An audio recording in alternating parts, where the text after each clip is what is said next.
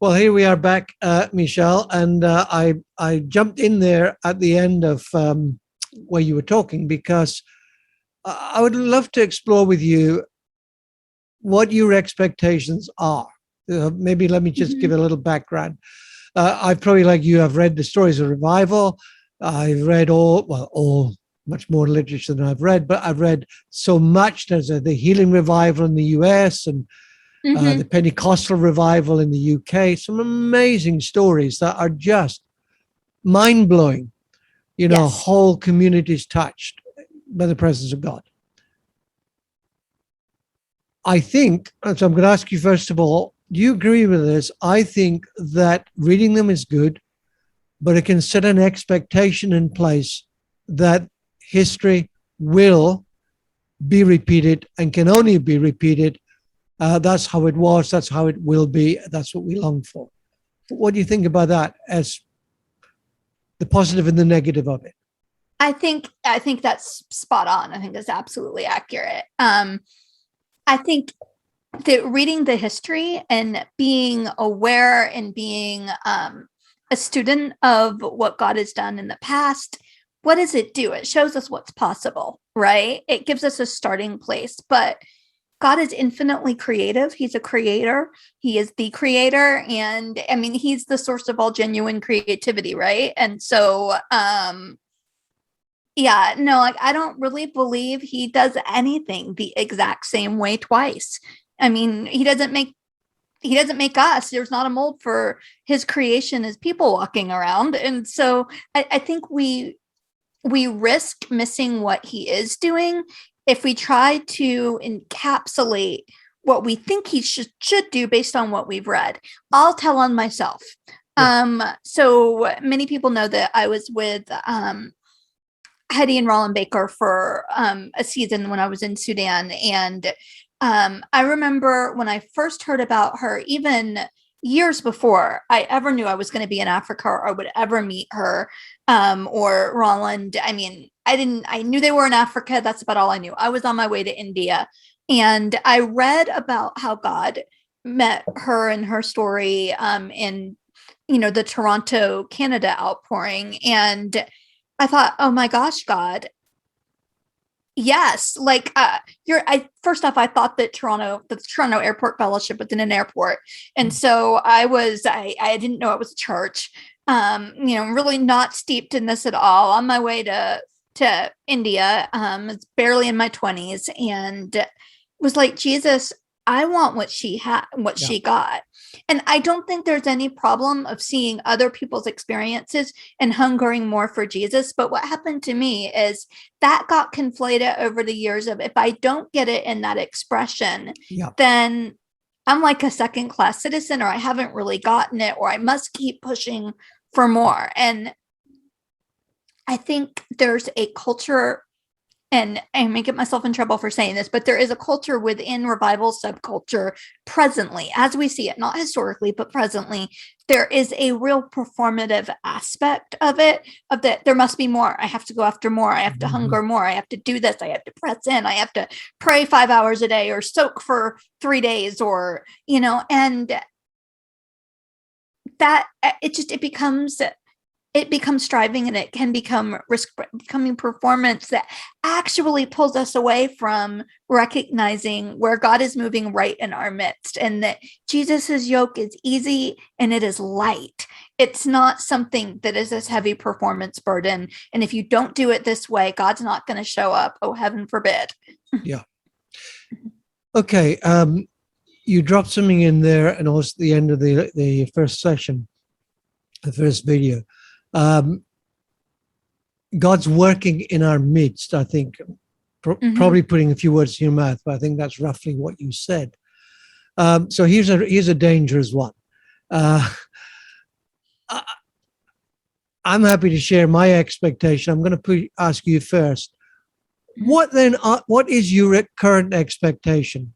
It's dangerous because you read the New Testament, the Pharisees had an expectation of the coming of Messiah, the Sadducees, the Essenes, etc., etc.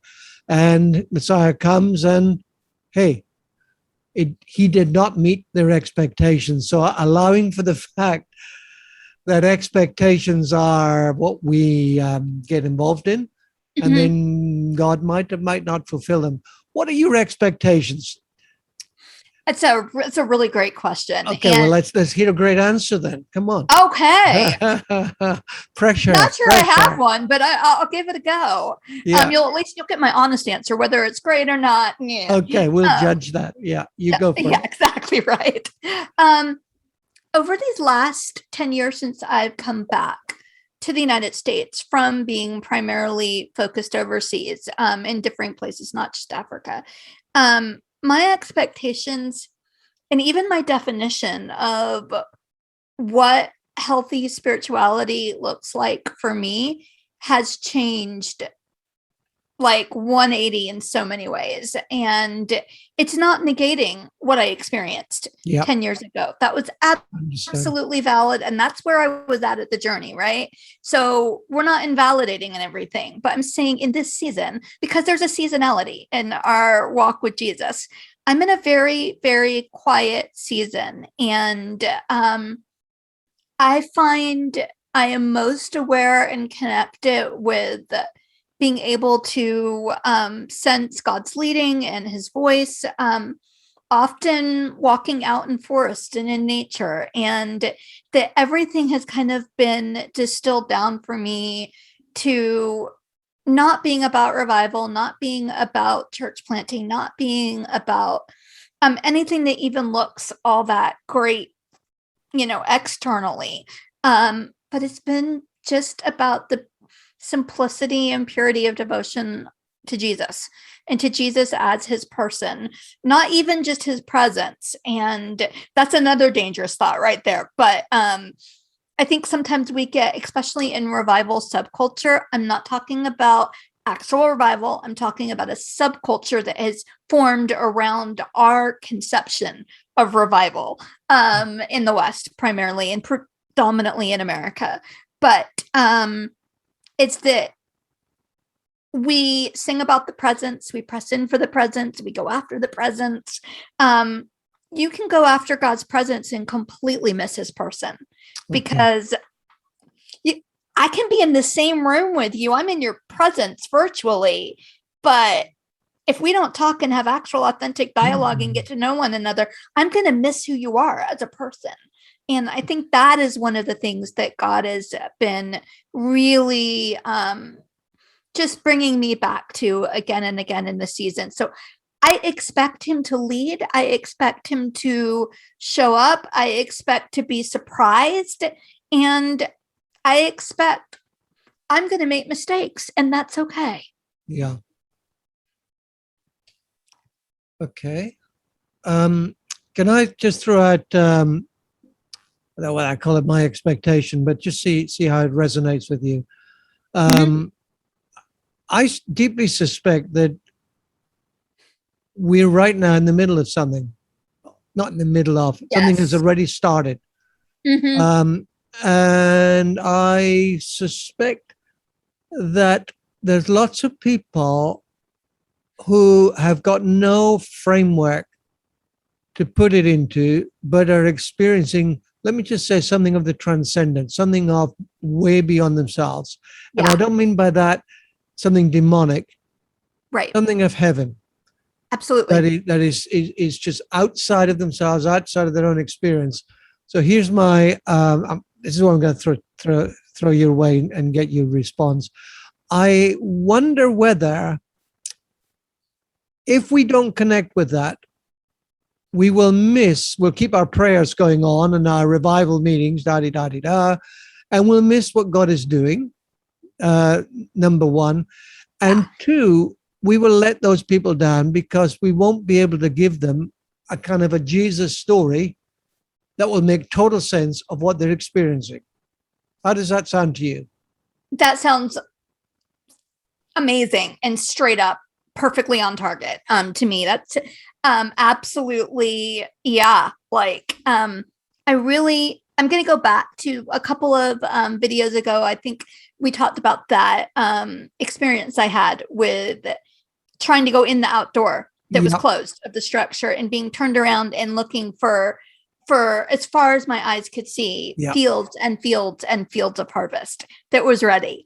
And I think in our chasing after God to come in this one area or to fill stadiums or to do it this one way that we've been seeing, that we're stuck in a structure when God may be moving and is moving, and I see him moving outside of it. In fact, I have more spiritually open conversations that are filled with hunger, that are very open to the person of who Jesus is, outside of the structure than I often had within it. Yeah. Right now. And I think that that God's raising up people. He's opening our eyes to see what he is doing if we're willing. Yeah. And that's scary because it may not look like anything we thought.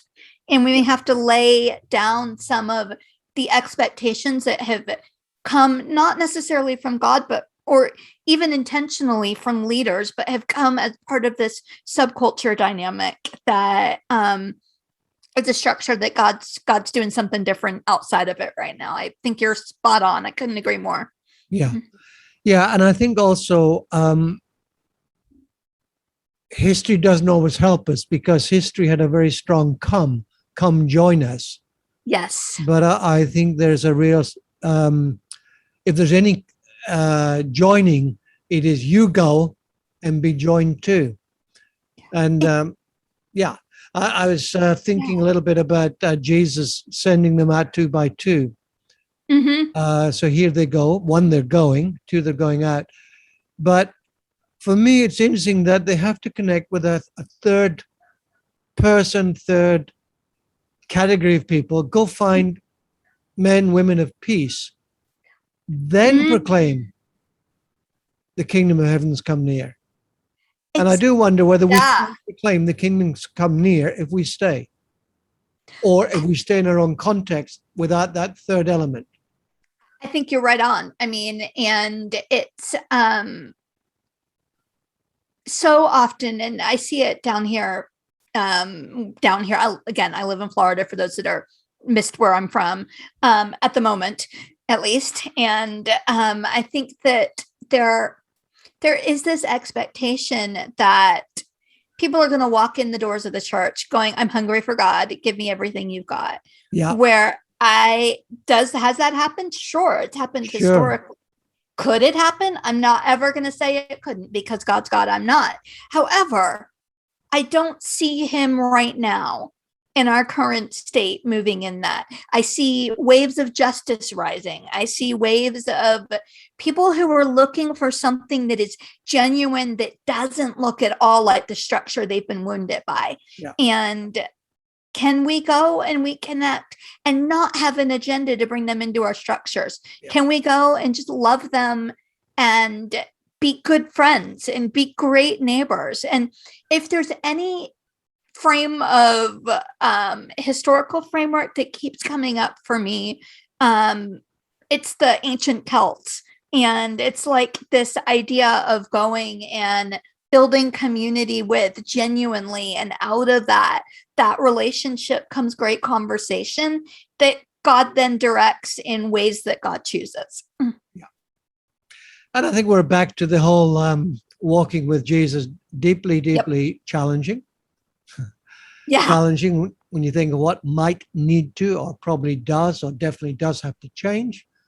Yeah. And deeply exciting. Very much so. Yeah. Michelle, thanks so much. And we'll be talking with you again. Thank you.